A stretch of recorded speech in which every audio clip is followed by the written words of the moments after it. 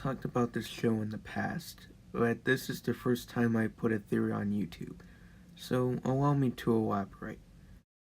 So this is it. I finally joined the coalition of crazies. Actually a pretty decent name idea. Anyway, so the Amazing World of Gumball.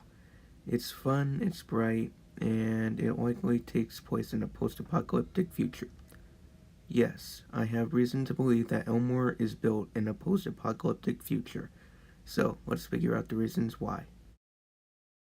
The world of Elmore, as you know it, is full of very weird and strange people.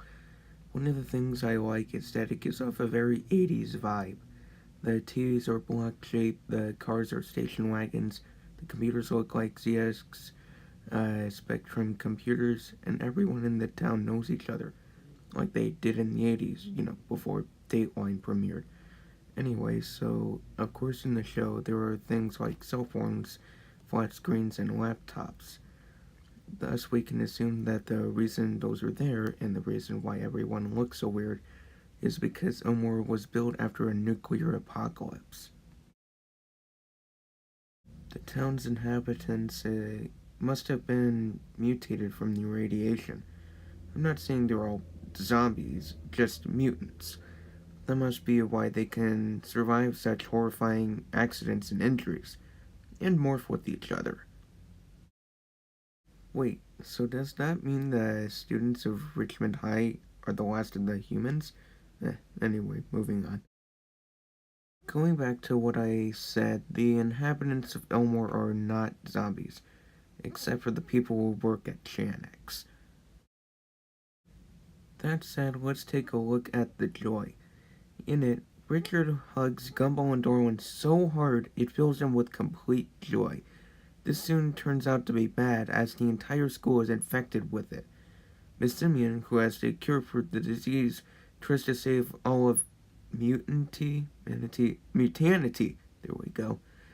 Unfortunately, she gets ambushed and succumbs to the joy. I like this episode because it's one where we root for a character we often root against.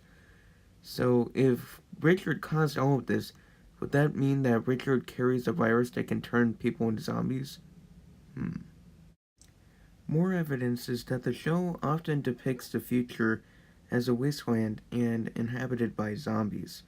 Although we know that the government that runs the country in the show is capable, well, more or less. I mean, Darwin does take over the city with ease, and the police force is pretty incompetent. But this leads to a discussion about Darwin. I suppose that nuclear mutation would have a bigger factor in his legs growing than love. So, what do you guys think? Does Elmore take place after a nuclear apocalypse? Is it possible? Am I delving too deeply into this? Let me know in the comments. Also, like this video and subscribe. I'm Jumbo Cat, and I'll see you later with more great content. See ya.